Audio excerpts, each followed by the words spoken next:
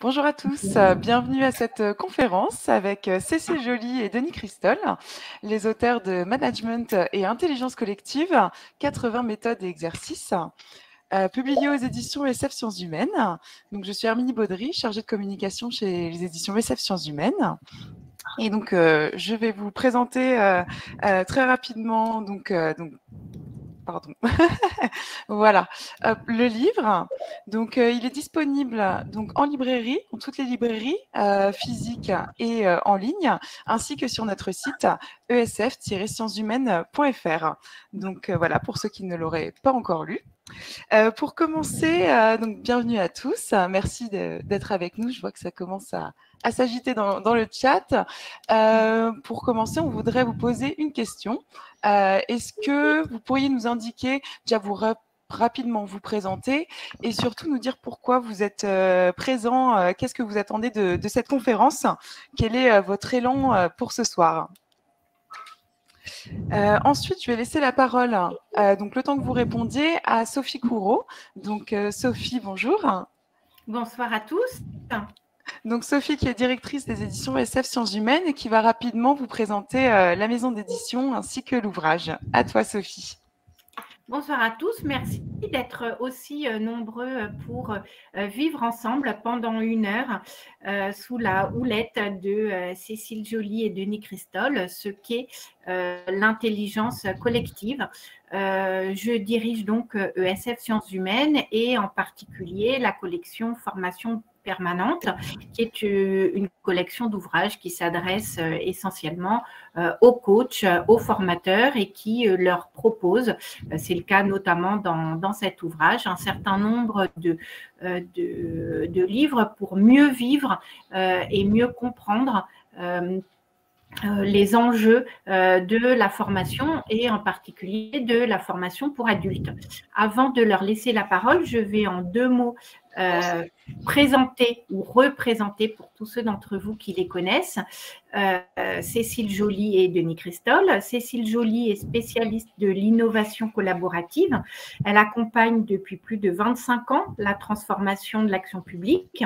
Elle a notamment dirigé le laboratoire d'innovation publique au CNFPT, donc au Centre de la formation publique territoriale. Et aujourd'hui, elle accompagne des collectifs en matière d'ingénierie sociétale pour les transitions vers un nouveau contrat écologique et sociétal. Donc, on est vraiment en plein dans le thème de notre webconférence de ce soir. Denis Christol est chercheur associé au CREF, le Centre de recherche en éducation et formation à l'Université de Nanterre. Il explore depuis de nombreuses années les thèmes de l'apprenance collective, du leadership, des communautés d'apprentissage. Il est aujourd'hui directeur de l'innovation et de la pédagogie à l'Association pour le progrès en management et il est l'auteur de nombreux ouvrages, dont 2, et en particulier celui-là, coécrit avec sa partenaire d'ouvrage, Cécile Joly. Cette 2e édition est augmentée donc de très nombreux ouvrages, plusieurs dizaines d'ouvrages par rapport à l'édition précédente. Et bien sûr, le télétravail, la transformation des équipes et du rôle des managers aujourd'hui rendent les questions autour des intelligences collaboratives, coopératives, encore plus urgentes et la mobilisation de tous. Donc, sans plus attendre, Cécile et Denis, je vous laisse la parole pour nous faire vivre pendant 1 heure à peu près ce qu'est concrètement l'intelligence collective et comment on peut travailler ensemble. Merci à tous. Merci Sophie. Merci Sophie. Alors du coup, vivre l'intelligence collective, alors c'était effectivement tout notre challenge parce que quand on s'est connecté avec Herminie, on a demandé effectivement les possibilités de l'outil. Et l'outil, c'est un outil de conférence voilà, classique où les participants, donc on ne peut pas les voir, ils peuvent juste communiquer dans le chat. Et donc j'avoue qu'effectivement après ces 2 ans de Covid, d'expérience tout azimut sur comment on peut faire des exercices en intelligence collective en sortant du cadre des outils, là, on n'avait pas forcément trop le temps et on s'est dit voilà comment on peut faire, donc d'où la présence d'Elisabeth là pour nous faciliter. Donc, et de se dire qu'on a envie de, voilà, avec Denis, de faire un dialogue, donc sans forcément avoir trop préparé en amont, d'être dans un premier temps dans un dialogue autour de quelques questions voilà, qu'Elisabeth nous posera, et puis ensuite d'avoir un temps de résonance avec voilà, les participants. Et on a quelques complices voilà, dans la salle qu'on a contactés un petit peu avant. Jo Spiegel, voilà, que beaucoup connaissent, hein, qui est un élu qui a beaucoup écrit sur la codécision, la participation de la population. Éric Mellet aussi, qui est président de Sol et qui est auteur d'ouvrages sur l'intelligence collective. Et puis Carole Dolignon, qui travaille en collectivité locale comme manager. Donc ça, c'est pour nos complices. Et Elisabeth, pour la présenter, Elisabeth, elle a cofondé Dialogue en intelligence collective, qui vise à... Donc, une association, enfin une entreprise qui vise à accompagner les transformations profondes. Et elle vient de sortir un ouvrage où elle a traduit David Bohm sur le dialogue. Donc, justement, on avait envie d'expérimenter le dialogue. Donc, Elisabeth, je te passe la parole pour cette facilitation. Oh, merci Cécile. Est-ce que c'est bon? Vous m'entendez? Ça va? Oui, alors on t'entend avec mon téléphone. Donc pour commencer, voilà, sur le thème de l'intelligence collective, quelque chose qui vous parle, et je sais qu'il y a des images qui vous parlent. Donc comment introduire cette belle séquence voilà, avec, j'allais dire, des images. Qu'est-ce que vous pouvez dire à partir de sortir un peu du mental, juste être plus dans un mode, j'allais dire, ressenti profond, intelligence collective. Denis et Cécile, c'est quoi pour vous? C'est comment pour vous? Qu'est-ce que vous pouvez dire? Alors du coup, là, j'ai fait, c'est encore moi qui ai parlé, mais Denis, je sais qu'il parlera plus longtemps après sur les concepts. J'ai fait une petite surprise à Denis, puisque hier soir, Elisabeth nous a mis au défi de choisir une image tous les deux, sauf qu'on n'avait pas beaucoup de temps. Donc, c'est toujours une problématique en intelligence collective. Hein. Tout seul, on va plus vite, ensemble, on va plus loin. Donc, du coup, Herminie va vous passer un peu le processus parce que je trouve ça intéressant. Puisque moi, j'ai d'abord commencé, je me dis, oh, c'est chouette, là, les éléphants, voilà, un éléphant qui arrive à sauter voilà, au-dessus de deux falaises. Après, je me suis rappelé de l'éléphant, enfin voilà, qu'on citait il y a une dizaine d'années. Enfin, moi, quand j'ai découvert l'intelligence collective, donc la deuxième image, vous savez, l'aveugle et les aveugles et l'éléphant. Donc, si vous pouvez passer la deuxième image, Herminie. Voilà, donc évidemment, Denis m'a dit, mais ça, c'est classique, c'est refait et refait. Donc, j'ai dit, mais j'en ai une troisième, c'est sur le sens. Donc là, voilà, c'est celle-ci. Et Denis m'a dit, non, mais ça, c'est voilà, l'adulte qui transmet la planète à son enfant. Mais Denis m'a dit, non, mais ça, c'est vraiment des images de com et tout ça. J'ai dit, mais qu'est-ce que tu as qui traduirait un peu tout ça? Et donc, voilà la dernière image. Et là, je laisse Denis voilà, expliquer pourquoi ça m'a convaincue. Oui, alors moi, j'ai choisi cette image et j'ai essayé de partager ça avec Cécile parce que pour moi, c'était une définition de l'intelligence collective avec un parti pris qui est non pas 1 + 1 = 3 comme on voit souvent, ou quelque chose qui est vraiment très cérébral, très cognitif, hein, quand on a souvent l'intelligence collective. Allô, oui, l'intelligence collective comme une espèce de force intellectuelle en mouvement pour résoudre des problèmes. Et moi, je suis pas du tout cette vision du tout de l'intelligence collective, parce que pour moi, l'intelligence collective, elle est positive, elle apporte quelque chose. Pour moi, l'intelligence collective, c'est apprendre ensemble pour rendre la planète plus vivante. Et là, on s'est mis d'accord avec Cécile, hein, quand Herminie vous a présenté cette volonté d'accompagner cette dimension sociétale et environnementale, apprendre ensemble pour rendre la planète plus vivante. C'est ça le vrai but de l'intelligence collective. C'est pas simplement être plus fort ensemble, c'est qu'il y a une finalité qui nous porte. Alors là, cette image, c'est vraiment les générations futures. Vous voyez, elles se laissent porter par un flux qui les dépasse. Puis elle est bien emmaillotée. On sent qu'il y a une petite maman sirène là qui a fabriqué quelque chose. Il y a du soin, il y a du care, il y a du prendre soin. Et puis il y a cette image de feuille de la nature qui est tellement forte qu'elle flotte, elle se déplace au gré des éléments. Et dans l'intelligence collective, il y a le flow. Vous savez, ce psychologue hongrois, Mihaly Csikszentmihalyi, le flow, cette espèce d'expérience où on est porté de bout en bout, il se passe quelque chose de magique qui fait que on peut travailler pendant des heures à préparer une bonne séquence en intelligence collective. Quelqu'un d'extérieur, il dit mais c'est génial, allez, vous me refaites ça en 2 heures. Et c'est pas possible parce que ça peut prendre des semaines à préparer, ne serait-ce qu'une séance d'immense qualité. Et donc ça, c'est le flow. Et puis le flow, c'est aussi cette espèce d'idée du milieu dans lequel on vit. On est connecté. Et pour moi, on est de plus en plus connecté aux autres, à la nature, et on n'est pas extérieur à la nature, on est fragile. Donc moi, cette photo, elle m'a ému, et je pense que j'ai réussi à convaincre ou à partager ça avec Cécile, puisque l'intelligence collective, c'est partager hein, plutôt que imposer sa vision. Il n'a pas froid, le bébé, enfin. Alors si, justement, Denis, moi, c'était un peu ma première réaction, que moi, ça me stressait, parce que je voyais effectivement les éléments menaçants quoi, de ce bébé avec sa fragile enveloppe qui, à n'importe quel moment, peut basculer.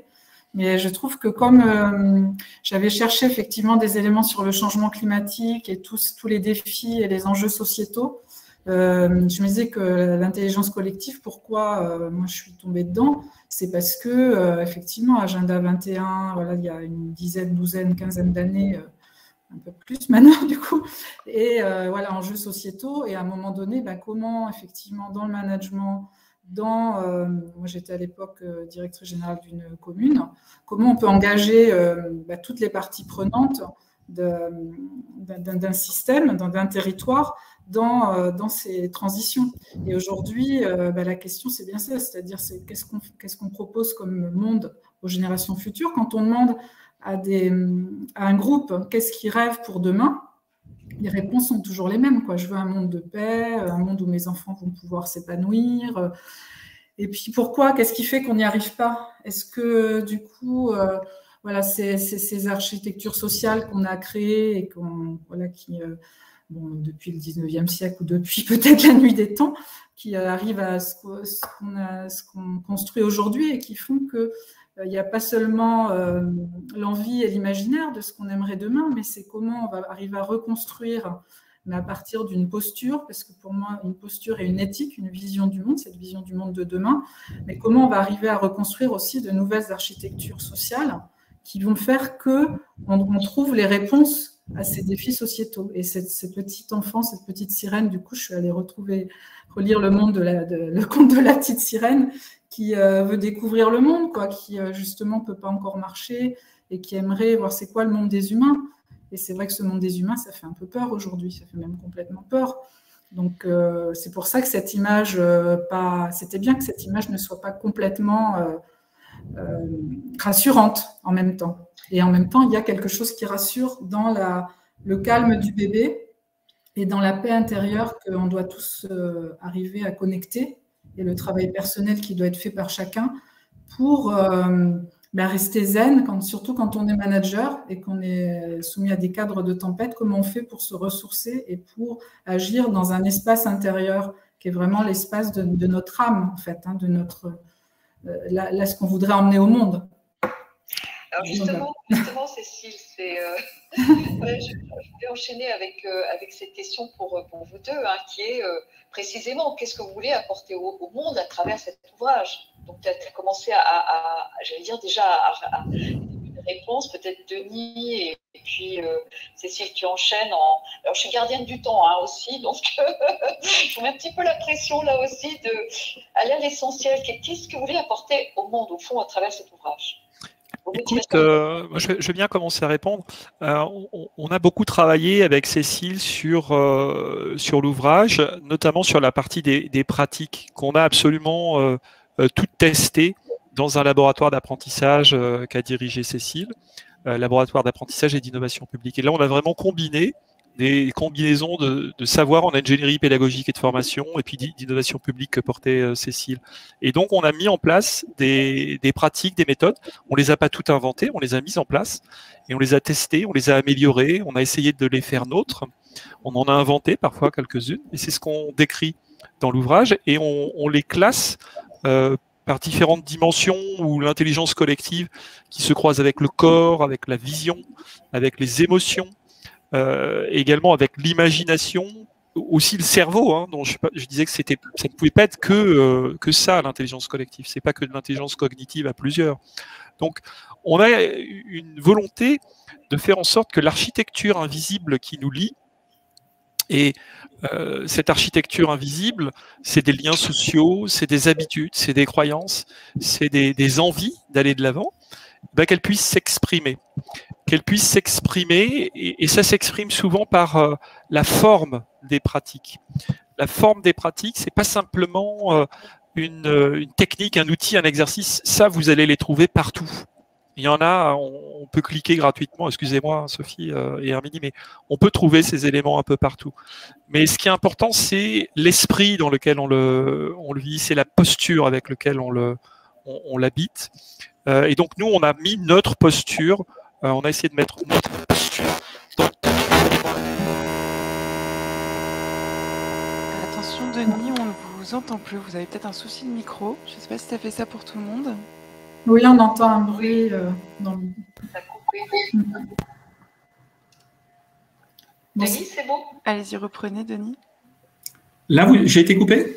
Ah oui, voilà, c'est bon, vous êtes revenu, mais oui, vous aviez été coupé. Je pense qu'il y a peut-être un souci de micro si vous avez un autre micro ou un téléphone à côté. Est-ce que c'est mieux comme ça? Ah oui, beaucoup mieux. C'est mon casque qui est peut-être... Je ne sais pas où j'ai été coupé, mais je disais qu'on avait essayé de mettre dans ces pratiques les pratiques que nous avions testées et mis en place dans le laboratoire d'apprentissage que Cécile a dirigé et auquel j'ai participé également, où on a combiné compétences d'innovation et compétences pédagogiques. Et c'est d'essayer de capter ces moments-là et surtout les postures associées, car les postures sont très importantes. Ce n'est pas que des exercices et des techniques, hein, c'est vraiment aussi l'intention qu'on y met, comment on incarne ces pratiques. C'est pour ça qu'on a aussi écrit un deuxième bouquin avec Cécile sur l'art de la facilitation, qui est vraiment que centré sur les postures. Mais dans celui-là, c'est un petit peu la partie méthode, outil, et puis une partie de définition où on a regardé tout ce que tout le monde racontait sur l'intelligence collective. Parce que quelqu'un disait dans le chat, attention, c'est un mot tarte à la crème, et je le confirme, le plus difficile, c'est l'espace intérieur, comment on incarne cette dimension-là. Donc c'est un travail sur soi, de paisibilité, d'apaisement, de sécurité intérieure, pour pouvoir transformer l'extérieur. C'est vraiment cette idée-là. Alors, du coup, Cécile, tu avais commencé un peu à répondre à cette question de l'essentiel de ce que tu veux apporter au travers de cet ouvrage. En une minute, tu nous dirais quoi? En fait, moi, je n'étais pas convaincue d'écrire, hein, parce qu'à ce moment-là, surtout quand Denis m'a proposé de participer à cet ouvrage, j'avais vraiment pas le temps, quoi. J'étais vraiment parce que quand on est engagé dans ces actions-là, donc du coup, c'est un engagement total, corps et âme. Et du coup, Denis m'a dit, mais non, mais déjà, c'est important de transmettre, justement, de tout ce qu'on découvre, de le partager. Donc là, du coup, pour moi, ça rentre vraiment dans mes valeurs, quoi, la transmission. Et puis, là où il m'a convaincu, il me dit, mais on a déjà tout dans les différentes fiches méthodologiques. Et comme lui étant chercheur, du coup, il a amené la partie plus conceptuelle. Donc, et du coup, moi, ça me dégageait de cette partie conceptuelle que j'ai beaucoup critiquée. Et on a passé aussi beaucoup de temps sur l'introduction, parce que ce qu'il faut vous dire, c'est qu'en général, avec Denis, on commence par, mais ceux qui nous connaissent le savent bien, par ne jamais être d'accord. Je ne suis pas d'accord avec toi. Ça, il ne voulait pas que je le dise, il n'était pas d'accord. Donc déjà, j'ai dit, bon, on va le dire comme ça montrera que c'est important aussi pour rester vivant, de pouvoir dire aussi qu'on n'est pas d'accord et après de laisser maturer, quitte à arrêter sur le moment, hein, peut-être de ne pas avoir la production, le résultat tout de suite, de dire on reprend demain, parce qu'entre-temps, sur ce désaccord, ça a maturé et voilà, c'est là aussi où j'ai changé d'avis en disant oui, je veux bien finalement participer à l'écriture de cet ouvrage parce que oui, ça fait partie du bien commun. De toute façon, nous, on a appris. Hein, c'est pas nous qui, après, on a des fois un peu créé autour parce que les protocoles, il faut savoir les adapter. Moi, je dis, en fait, sur la définition de l'intelligence collective, pour moi, les outils, ils arrivent en dernier. J'ai vu des personnes qui étaient largement meilleures voilà, comme facilitateurs, mais sans le savoir, quoi, qui étaient déjà dans l'intelligence collective sans le savoir, simplement parce qu'ils avaient une vision humaniste et qu'ils avaient la confiance, ils avaient confiance dans leurs équipes, et du coup, ils lâchaient facilement le pouvoir tout en conservant le leadership. Et ça... Alors, du coup, je me permets de reprendre la conversation ou voilà, conversation question, parce que justement, pour vous, cet ouvrage, il s'adresse à qui? Enfin, c'est quoi quand vous l'avez pensé, quand vous l'avez écrit? Qui vous aviez en tête? C'était... Au départ, c'était justement les managers et les formateurs, ce qu'avait dit Denis. Et c'est vrai que comme ça s'appelle management. Enfin, je dis management en français parce qu'hier, j'ai écouté l'émission sur France Culture avec un philosophe. Donc, ça m'a rappelé que l'origine du terme est français. Et après, j'ai dit ça peut servir à toutes les personnes qui sont en posture de pouvoir de créer un cadre sur un collectif.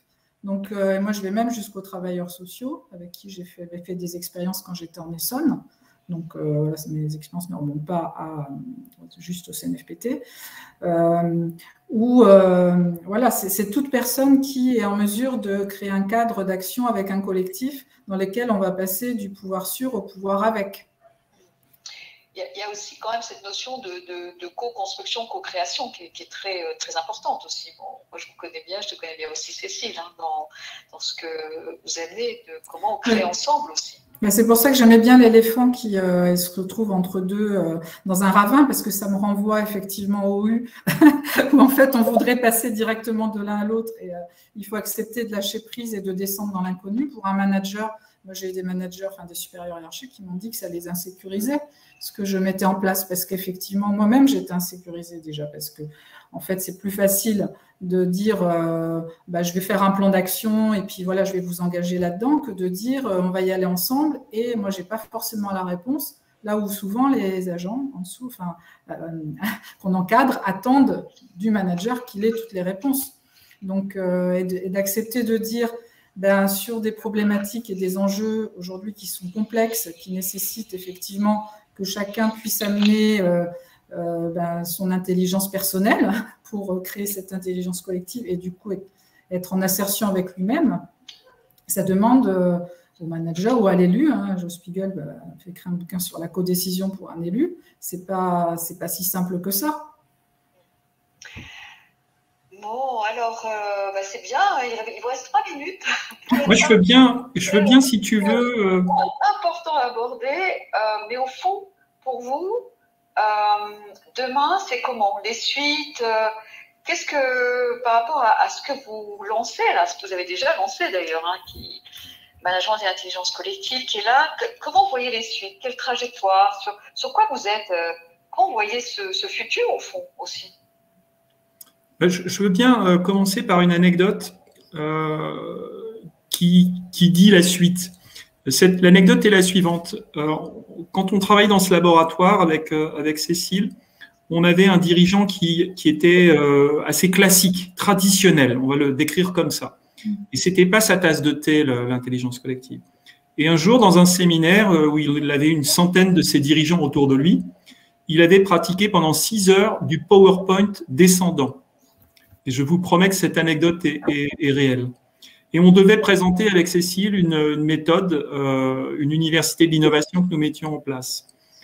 Et on s'est dit, c'est juste pas possible, les gens, au bout de 6 heures, ils peuvent pas, c'est incroyable. Et donc, on avait parmi ces dirigeants une dirigeante qui était maître en tai chi. Et on lui dit, est-ce que tu veux pas nous changer l'énergie de cette pièce? Parce que c'était, vous savez, une pièce où vous avez 100 personnes, 6 heures de PowerPoint, les fenêtres fermées, le truc qui est étouffant. Et elle dit, pas de problème, je vais le faire. Elle se déchausse, elle se met face au groupe, et on se déchausse avec Cécile, on se met de part et d'autre de cette personne, et on commence à faire des mouvements de tai chi. Le dirigeant en question était furieux. On voyait dans ses yeux de la colère. Et autour, on voyait les gens qui le regardaient, ne sachant pas trop quoi faire. Et finalement, tout le monde se met à respirer. Et en quelques respirations, l'ambiance, l'intelligence du groupe avait changé. La nature de ce qui s'était passé avait changé. Il y a quelque chose qui me semble extrêmement puissant dans cette notion d'intelligence collective, c'est cette capacité à se tenir debout face à l'adversité et à oser affronter sa peur ou son courage pour faire les choses justes. Donc, s'il y a quelque chose pour le futur, c'est faire des choses justes. C'est pour ça que je disais, je crois à cette notion d'intelligence collective à partir du moment où il rend la planète plus vivante. Si c'est uniquement pour résoudre des problèmes industriels, c'est de la résolution de problèmes. Si c'est uniquement pour se faire élire, c'est une campagne électorale. Pour moi, l'intelligence collective, c'est quelque chose qui appartient au bien commun, qui vitalise les organisations et qui nous rend plus vivants ensemble. Et c'est en apprenant l'intelligence collective à plusieurs qu'on se rend plus vivant, et se rendant plus vivant, qu'on rend la planète plus vivante ensemble. Donc, la suite, c'est ça. C'est d'essayer de mettre cet état d'esprit au service du plus grand nombre pour avancer. Donc, c'est avoir le courage d'être axé sur des grands objectifs ambitieux pour tous. J'aime beaucoup quand tu dis c'est un état d'esprit, parce que voilà, l'intelligence collective est un état d'esprit bien avant des méthodes, aussi une posture, et moi ça me rejoint beaucoup. Je vois qu'il est 18h28. Cécile, tu veux rajouter quelque chose? Parce que normalement on est pile dans les temps là, je te signe. Donc je ne veux pas te culpabiliser, mais on est dans les temps, donc si tu as un mot à rajouter, c'est vite et maintenant. Non, je pense qu'effectivement, le fait d'avoir fait le livre d'après sur la posture, ça complète bien parce que c'est important et c'est quelque chose qui n'est pas du tout évident à transmettre, la posture, parce que c'est vraiment un état intérieur. Donc, du coup, c'est par une pratique énergétique, avec un art énergétique chinois qu'on a partagé avec Denis, que du coup, on a été inspiré sur comment parler de cette posture intérieure qui peut habiter aussi bien quand on est élu, quand on est manager, quand on est aussi dans une équipe, parce que ça s'adresse aussi aux individus. C'est pas le manager qui a la responsabilité de tout. Chacun est co-acteur dans cette histoire. Donc voilà. Super. Bon, merci à vous deux parce que je vais dire beaucoup de fond, beaucoup de richesse. J'espère que ça vous a parlé à vous tous qui nous écoutez. Alors justement, désolée qu'on n'arrive pas à vous voir, c'est vrai que c'est un petit peu difficile aussi, mais juste un petit ton là, donc c'est une proposition à chacun de vous. Comment ce que vous avez entendu dans ce temps-là, comment ça résonne pour vous? Quels sont les échos? En quoi ça vous inspire aussi? Donc juste prenez un petit temps on aime bien faire, de petit temps réflexif en disant et moi dans tout ça, quoi, comment ça me parle, où ça va me chercher, en quoi ça m'inspire. Et quand vous vous sentez prêt, quand ça vient, n'hésitez pas à aller dans le chat et écrire. On va vous laisser 1 minute là pour commencer à comme ça vous vient, qu'est-ce qui est important dans ces échos, résonances pour vous, que vous souhaiteriez partager. Et peut-être, Elisabeth, je m'adresse à nos 3 complices pour qu'ils puissent aussi se mettre dans cette résonance de lire un peu tout ce qui est écrit et puis voir, préparer ce que vous pourriez dire au nom du collectif. Parce que c'est vrai que nous, on avait moins cette intention au chat. Donc, comment vous-même vous accueillez ça? Et Denis s'est engagé à répondre à toutes les questions parce qu'effectivement, on n'a pas de temps. Moi, j'adore répondre aux questions. Si vous voulez, Denis, aller dans l'onglet questions. Il y a déjà eu on avait 3 questions qui ont été posées. Oui, j'ai vu quelqu'un. Vous pouvez répondre par écrit si vous voulez aussi. Quelqu'un qui demandait si c'était utilisable dans le privé comme dans le public.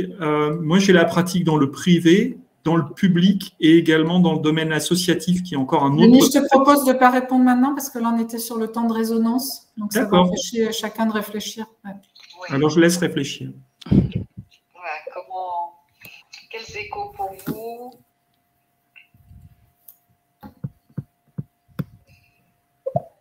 Et pourtant, il y a des belles questions.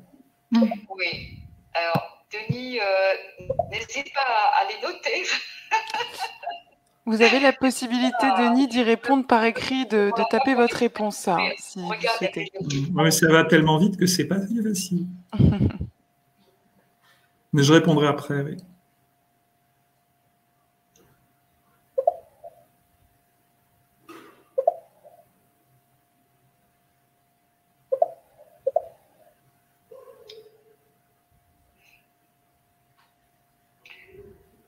peut-être, on a dit Cécile, donc on voit c'est en train d'arriver, les retours, les résonances.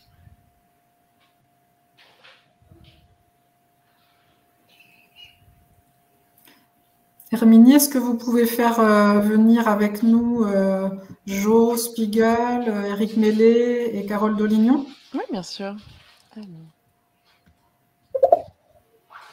Quand on ouvrira un temps, on a dit, hein, Cécile, on ouvrira un petit temps d'écoute de certains. Hein. Je me mords la lèvre pour ne pas répondre parce qu'il y a des très belles questions. Alors, moi, je regarde le temps. Là, il est 33. Peut-être ce que je propose un peu parce qu'il y a beaucoup de choses qui arrivent. Donc, on laisse Eric et Jo et Carole regarder ça. Ils auront un temps aussi pour revenir. Denis, ce que je propose, c'est soit tu réponds aux questions tout de suite, celles qui sont très belles, et c'est maintenant, soit on ouvre la parole à des personnes en live. Qui peuvent aussi avoir des questions. Si tu as vu des personnes notamment qui ont posé des questions que tu as envie de répondre, auxquelles tu as envie de répondre là très spontanément, on peut les inviter aussi. Non, bon, on va laisser la parole à Eric qui vient d'arriver. Ah ben voilà, Eric. Bonjour Eric. Bonjour. Bah, super déjà d'être avec vous. Et, non, moi c'est plus une question qui me vient là en vous écoutant. Et par rapport à ce qu'a dit Denis, je me disais, mais est-ce que finalement il s'agit de rendre la planète plus vivante ou est-ce que tout simplement il s'agit d'être vivant en harmonie sur la planète? On peut peut-être dire le et. Pardon? C'est peut-être le et, c'est-à-dire être plus vivant sur une planète vivante. Ouais. Je pense que c'est inclusif, c'est ça qui nous donne la force de vie. Quand on a travaillé avec Cécile, c'est les questions les plus puissantes qui embarquaient la motivation et c'est l'imagination qui construisait la motivation. En fait, certains disent on ne sait pas motiver les autres. Et c'est vrai, on ne sait pas les motiver. Par contre, ce qu'on peut faire, c'est les aider à construire de l'imaginaire. Et quand ils ont des imaginaires dans lesquels ils vont puiser, alors ils construisent eux-mêmes leur motivation, alors ils construisent eux-mêmes leur envie de développer ensemble, d'innover, d'entreprendre et d'apprendre. Et quand ils sont dans cette dynamique-là, quand ils sont vivants en train d'apprendre et de s'adresser à ces grandes questions, alors on obtient, je pense, des effets qui nous surprennent de façon incroyable. Denis, puisque tu es lancé, je suggère que tu reprennes 2-3 questions. Tu m'as dit qu'il y avait des questions que tu voulais, qui t'inspiraient beaucoup tout à l'heure. En fait, Eric vient d'en prendre la principale, c'est-à-dire pourquoi on fait tout ça. On fait tout ça pour être plus vivant, on fait tout ça pour rendre la vie la meilleure possible aux autres. Pour moi, je reprends la doctrine de l'Ubuntu. Vous savez, cette doctrine sociale qui dit on ne peut pas être heureux si les autres ne sont pas heureux autour de soi. Je le mets pareil pour l'apprenance. On ne peut pas apprendre si les autres n'apprennent pas autour de soi. Et moi, je fais un lien très étroit entre cette idée d'apprendre ensemble, cette intelligence collective et la finalité de cette intelligence collective. On est issu d'une matrice, la Terre, notre milieu humain, eh bien se vivifier dans cette matrice-là et la vivifier en retour, c'est ça qui est le plus fort. J'aime beaucoup utiliser l'expression de Laurent Meursault que Cécile a complétée. Lui, il parle d'expérience irréversible de coopération. C'est Laurent Meursault qui dit ça. Et s'il est là, je le salue. Et Cécile a rajouté, oui, on peut rajouter créatif. Et moi, j'ai beaucoup aimé cet ajout qu'a fait Cécile, parce que ces exercices et ces pratiques d'intelligence collective, c'est ça qui nous guide. Et c'est quand on obtient ces moments de grâce qu'on est porté et qu'on sent que le collectif s'unit, qu'il y a un kéros, qu'il y a un égrégore qui est présent. Et on se dit, là, on peut faire des choses qui nous semblent incroyables. Et ça, c'est très, très jouissif de vivre ça.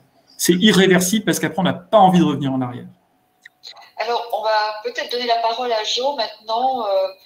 Quelle résonance, et aussi par rapport à tout ce que tu vois, là, tout le chat, c'est merveilleux. Il y a énormément de choses importantes qui sont partagées. Comment c'est pour toi, Jo? Ouais, vous m'entendez? Vous m'entendez? Oui, on vous entend bien.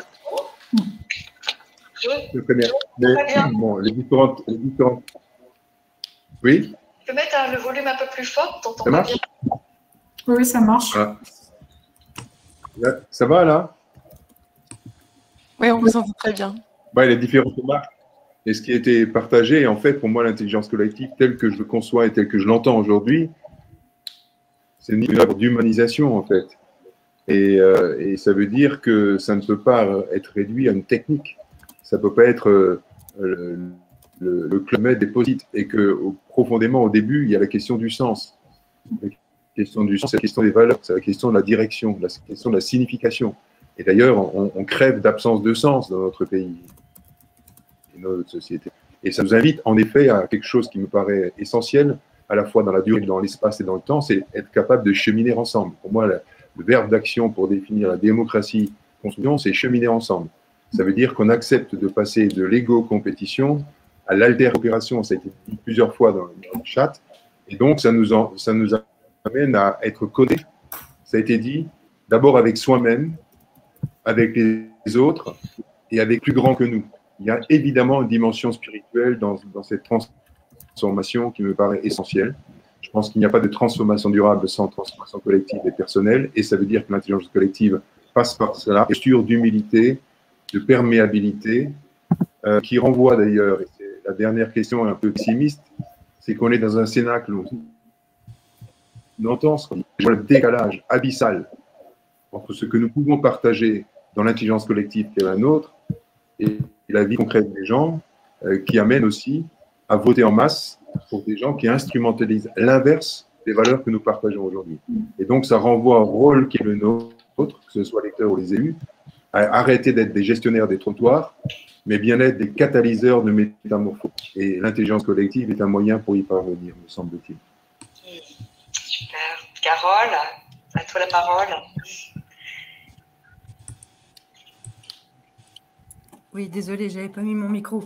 Alors, moi, j'ai eu la chance, en fait, de tester ces pratiques avec Cécile et Denis. Et ce que j'en retire, c'est que c'est vraiment l'opportunité de se donner un cap et une vision commune, que ce soit surtout dans le secteur public où j'ai testé. Et ça permet justement, en fait, de faire communauté apprenante et de porter ensemble des projets qu'on n'aurait pas forcément, en fait, sur lesquels on se serait lancé au départ, parce que ces types de méthodes permettent justement de se mettre dans un milieu sécure, mais en même temps, ça montre aussi pour moi, il y a une dichotomie puisque ça permet une ouverture et en même temps un décalage pour les différents membres qui vont y être associés. Donc, et on est sur des leaderships complètement mouvants, ce qui change beaucoup par rapport à ce qu'on connaît dans les collectivités où d'habitude on est plutôt sur un monde en effet silo, très descendant.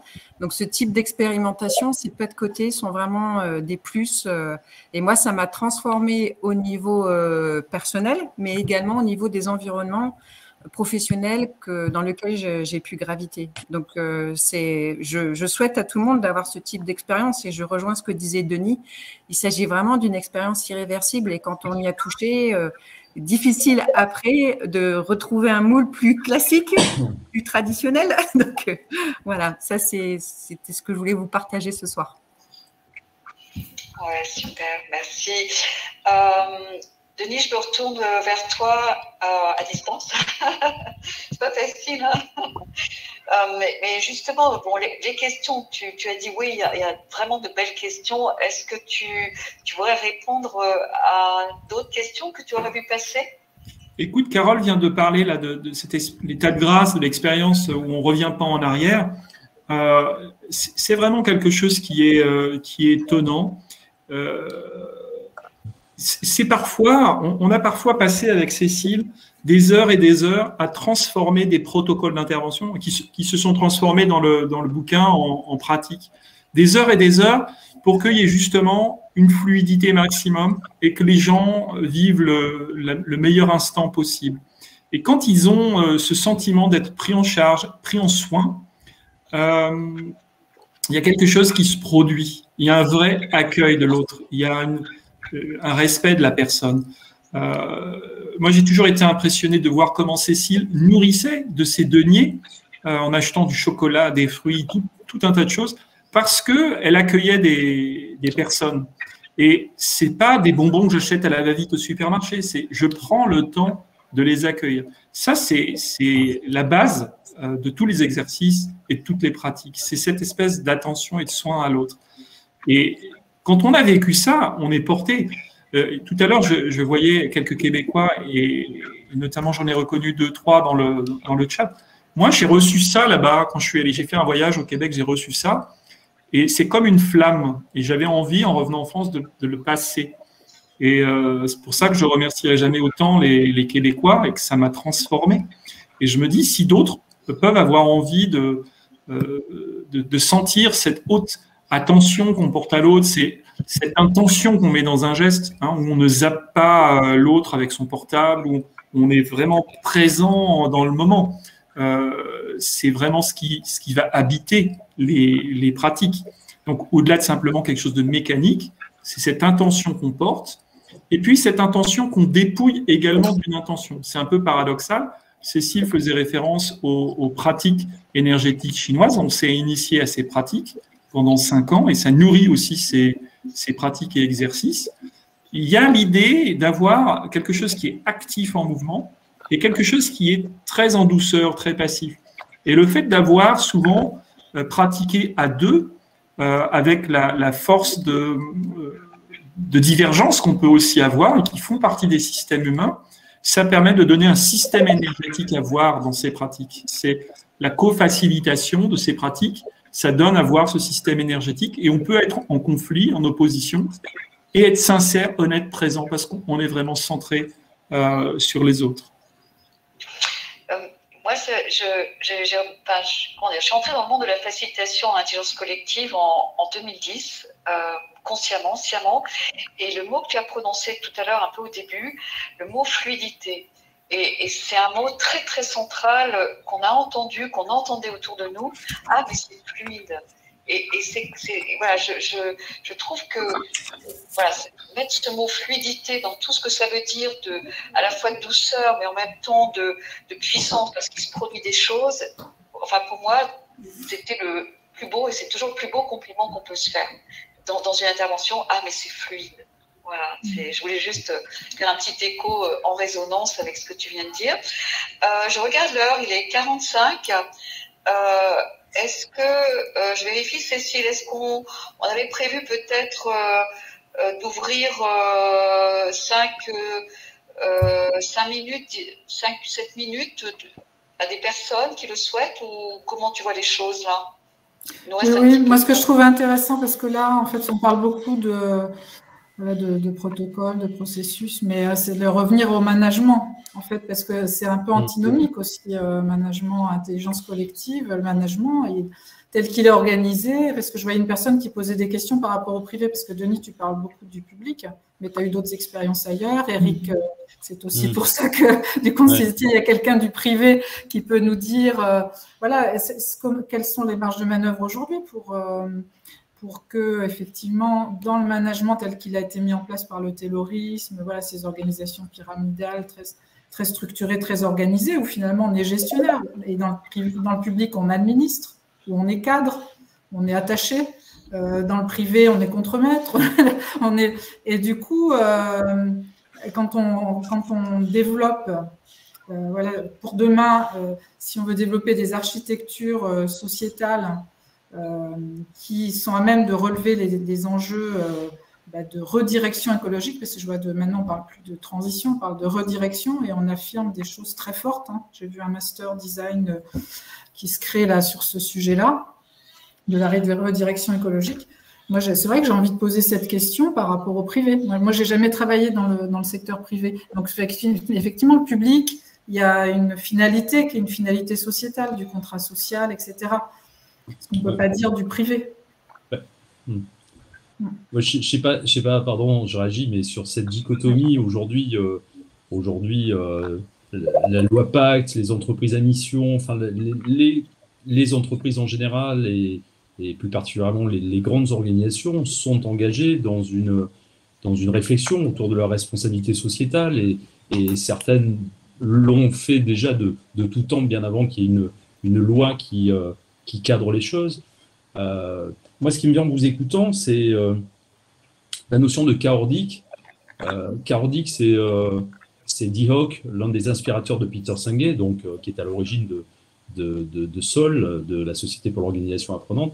Et cette idée de chaordique, c'est ça, hein, quand il a créé Visa, hein, puisque c'est le fondateur de Visa à l'origine, il s'appuie sur l'observation du vivant et sur le fait que dans le vivant, il y a à la fois de la répétition, c'est l'ordre, et en même temps du chaos, et c'est ce chaos qui crée la diversité et qui permet justement à la vie de se déployer et de ne pas toujours reproduire du même.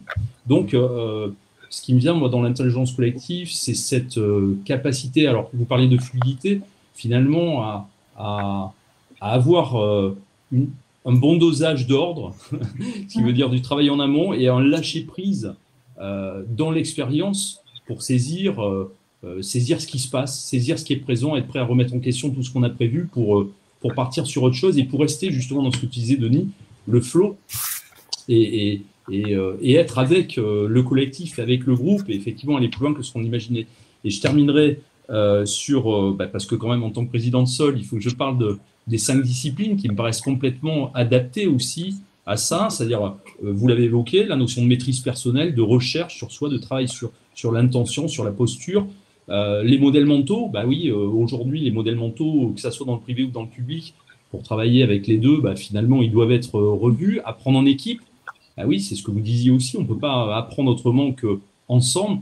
Une vision partagée vers où on va, vous proposez votre projet, être sur une planète plus vivante, et puis la notion de systémique, parce qu'on dépend tous les uns des autres, et si on en doutait encore, la crise sanitaire, je pense, a mis à jour le fait qu'il y a une interdépendance à tous les niveaux. Voilà, donc je pense que privé, public, aujourd'hui, tout le monde est sur le même bateau. Il n'y a plus autant j'ai l'impression de différence qu'il pouvait y avoir pour le passé. Il y a bien sûr encore des modèles mentaux qui séparent les gens, mais dans la réalité, je crois qu'on est tous conscients que c'est collectivement qu'on pourra s'en sortir. Merci aussi. Jo, tu veux rajouter quelque chose, ou Carole, ou par rapport à ce qui est en train de se dire? C'est bon pour vous? C'est bon. Mais la question, c'est toujours comment qu'on fait. Là, je relisais Catherine qui écrit comment qu'on fait. Mais tu vois, quand je vois quelqu'un comme Jo qui a été maire, comment qu'on fait? Voilà. Quand on est maire, on a quand même, ou quand on est PDG d'une boîte, on a quand même un peu plus de pouvoir pour impulser quelque chose, mais c'est peut-être pas toujours un chemin non plus de tout repos. Et comment on fait? Je pense que co-décision, tu vois, et la co-décision, c'est ce qui aujourd'hui, c'est ce qui est le plus difficile. Je sais pas, j'aurais envie d'interroger Jo. C'est en même temps la pierre angulaire obligatoire pour un processus de décision intelligent. Et c'est en ce sens qu'il y a une confusion entre le débat et la décision, et qu'entre les deux, il fait ce cheminement de co-construction. Ça suppose aussi de mettre les gens au départ. Par exemple, instaurer le pot au début de la réunion, plutôt qu'à la fin. Les gens se sentent à l'aise, qu'on est plein pied, et qu'on est dans une phase décisive de co-construction, avec le regard différent des uns et des autres, des élus, des collaborateurs, des experts, des représentants des organisations. Et c'est de voir comment la France en miniature peut se parler de plein pied, le temps qu'il faut, je crois, la slow démocratie, pour faire émerger et pour créer aussi, ça je vais en témoigner, du vrai bonheur.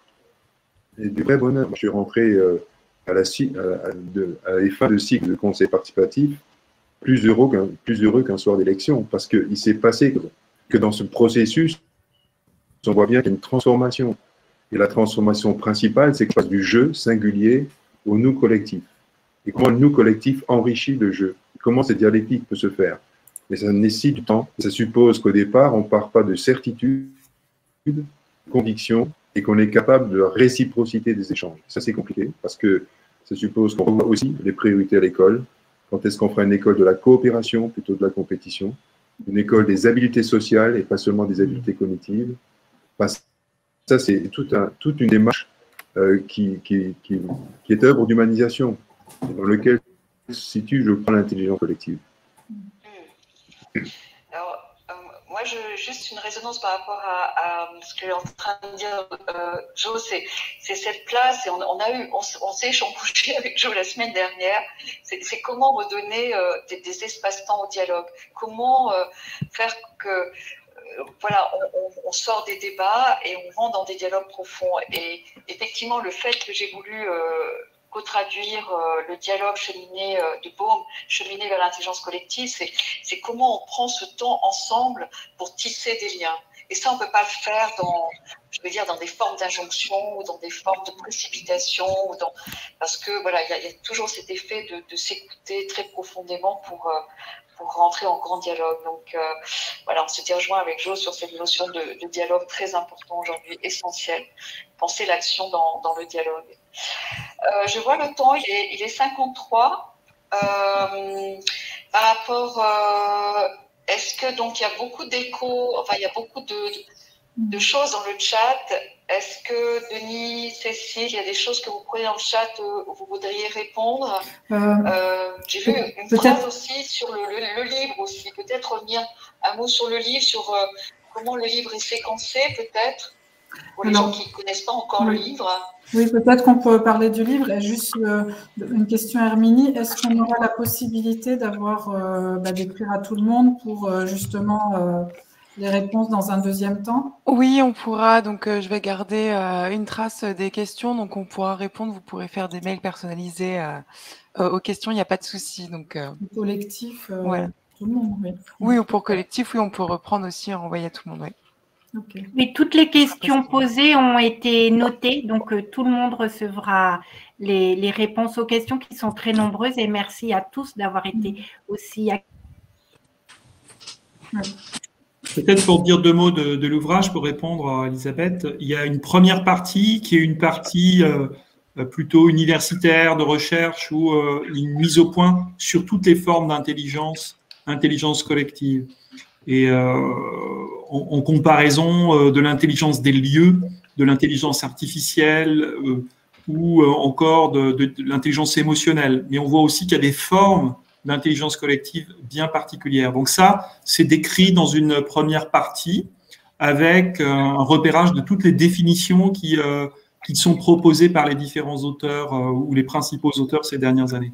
Et puis, il y a une deuxième partie qui, là, est le fruit de notre expérience avec Cécile, où on a 80 pratiques qui sont décrites. Elles sont réparties en 5 dimensions. Une dimension d'intelligence collective avec la vision, avec le corps, avec la cognition, avec le sens et l'imagination. Et donc, ces différents exercices vont stimuler une facette de l'intelligence collective. Et elles sont précisées sous la forme de protocoles, donc les protocoles qu'on a travaillés pendant des années avec Cécile et qu'on a mis en forme par écrit, qu'on a testé, qu'on a vécu pour de vrai, hein, et qui nous ont transformés, peut-être transformé d'autres, hein, comme disait Carole. Je te remercie de ton témoignage, et de façon le plus précis possible, de façon à ce qu'on puisse les reproduire. Mais ce n'est pas parce qu'on a une pratique qu'on la maîtrise, hein. Je crois qu'il y a vraiment cette dimension de la posture où il faut vraiment pratiquer auprès de quelqu'un d'expérimenté, ou voilà. Sinon, c'est le syndrome de je fais le dernier icebreaker à la mode parce que ça va être sympa, mais ça fonctionne pas, parce qu'il y a une nécessité d'ancrage. Vous voyez, quand je vous donnais l'exemple de cette dirigeante qui se mettait face au groupe et qui osait, elle pouvait oser parce qu'elle avait cette puissance intérieure de dire j'y vais. Et nous, on avait cette puissance de l'accompagner, mais parce qu'on avait quelque chose à l'intérieur qui nous permettait d'y aller. Donc, c'est cette alliance entre des pratiques et des postures qui peut permettre. Et après, pour y aller, pour faire, il faut être convaincu du pourquoi j'y vais. Et si j'y vais, je saisis tous les interstices possibles. Tous les micro-moments, séminaires, réunions, ateliers, tous les petits moments, j'apporte une petite différence. J'apporte un peu de posture. Et là, on peut transformer en douceur toute une organisation, tout en douceur. Il reste un grand chapitre qui, à mon avis, n'est pas encore ouvert. Ça m'est venu aussi en entendant Jo sur la codécision. Nous, ce qu'on voit aujourd'hui, là où on œuvre dans pas mal de lieux d'activité, voilà, de secteurs, c'est à un moment donné cette question de la gouvernance. c'est-à-dire comment cette intelligence collective va percoler dans quelque chose où on va finalement réinventer d'autres formes de gouvernance. Et voilà, il y a quelque chose d'une brèche qui a commencé à s'ouvrir et qui touche aussi la démocratie locale. Hein. Vraiment, comment voilà, il y a quelque chose qui touche la décision ultime aussi. Voilà, c'est ça aussi, moi, qui me vient dans ce champ-là. Sur les perspectives, moi, je dirais, il y a quelque chose qui serait à écrire, qui serait à ouvrir, parce qu'effectivement, on a tous les ingrédients, quoi. Ce que c'est, les enjeux, ce à quoi ça contribue, la boîte à outils, la posture, et on dit que c'est un chemin. Et c'est vrai qu'aujourd'hui, des dirigeants qui veulent engager leur entreprise ou leur organisation dans une transformation, qu'ils soient élus, directeurs généraux, au conseil d'administration, en fait, c'est le petit déclic, c'est le petit pas de travers qui va faire qu'on ne va pas engager la transformation de la même façon si on se dit on conduit le changement ou on co-construit là où on veut être demain. Et du coup, c'est quoi les différentes étapes qu'on va avoir pour que du coup, on va donner du sens, parce qu'on va construire la vision, et ensuite, on va effectivement, faire à mesure, développer des petits pas ensemble, parce que les grands plans de transformation, nous on appelait ça les plans d'administration, c'est fini, quoi. Ça marche plus, surtout dans ce monde d'incertitude totale. Donc, il faut être capable. Et moi, il y avait un dirigeant qui me disait, mais depuis que je suis tombée là-dedans, mais du coup, pour moi, c'est beaucoup plus fatigant. Parce que avant, je faisais des notes de service, tout ça. Et puis, après, je me souciais, c'était appliqué. Voilà, je demandais que ça soit appliqué. Mais depuis que je suis tombée là-dedans, je me pose plein de questions, quoi, en fait. Parce que, malgré tout, c'est un risque qu'on prend quand on est des dirigeants. Et en plus, dirigeant d'une entreprise, dont on porte le risque financier. Donc, moi, je me dis, ce serait vraiment comment on pourrait écrire ensemble, enfin, je veux dire, ces récits, mais que de ces récits en sortir, ça s'adresse aussi aux chercheurs, qui montreraient, vous voulez engager une transformation profonde, c'est pas le U, ou c'est comment comment on peut faire pour inverser le paradigme de cette transformation pour être vraiment dans le co en permanence, mais avec ce chemin. Et Denis, j'avais envie, alors excuse-moi Elisabeth, parce qu'on avait envie de terminer par un poème, il ne reste plus qu'une minute. Tu l'as le poème, Denis? Non, je ne l'ai pas. Ah, c'est dommage. Parce qu'on avait commencé par du sensible, et puis je t'ai dit, oublie pas le poème. Mais voilà, c'est du direct. Tu veux que je retrouve ce poème et puis que je puisse le... Si tu ne l'as pas, du coup, c'est trop tard, là. Il est 19h. Et oui. Elle enverra tout le monde. Va être obligé de tout le monde. Alors, il y a peut-être... c'est quoi le prochain? Il y a Nathalie qui dit le poème. Bon, je l'ai. Je ne l'ai pas. Oh, quel art. Quel art du suspense, Denis. Oui. Si, je laisse poème, je peux te le lire. Oh, c'est un poème avec émotion. Je peux te le lire avec émotion parce que ça me touche beaucoup. D'accord. C'est un poème qui est Caminando. Tout passe et tout demeure, mais notre affaire est de passer traçant des chemins sur la mer. Jamais je n'ai cherché la gloire, ni à laisser dans la mémoire des hommes ma chanson. J'aime les mondes subtils, aériens et délicats, comme des bulles de savon. J'aime aller voir se teinter de soleil et d'écarlate, voler sous le ciel bleu, trembler subitement, éclater. Jamais je n'ai cherché la gloire. Cheminant, là sont tes traces, le chemin et rien de plus. Cheminant, il n'y a pas de chemin. Le chemin se fait en marchant. En marchant se fait le chemin. Et à tourner le regard en arrière, on voit le sentier qui à jamais à nouveau ne sera foulé. C'est un poème d'Antonio Machado. Magnifique. Bravo. Magnifique. Du coup, merci Cécile. Oui, je vais... Hermine. Oui, donc du coup, merci à tous de nous avoir suivis. Donc, je vais faire un petit rappel, du coup, comme j'ai vu qu'il y avait pas mal de questions sur les références du livre. Donc voilà, donc il est disponible chez n'importe quel libraire, en ligne, en librairie physique, ou alors directement sur notre site esf-scienseshumaines.fr. Donc voilà, je vous remercie tous. Si vous voulez nous suivre, on organise souvent des webinaires avec nos auteurs chez ESF Sciences Humaines. Donc pour suivre nos actualités, les nouveaux livres de Denis, les prochains webinaires, n'hésitez pas à nous suivre sur les réseaux sociaux, LinkedIn, Twitter, Facebook ou Instagram. Merci à tous. Vous allez recevoir tout de suite après la fin de cette conférence le lien pour le replay si vous souhaitez le revoir ou le partager dans votre entourage. Merci. Merci beaucoup. Merci Denis. Merci Cécile.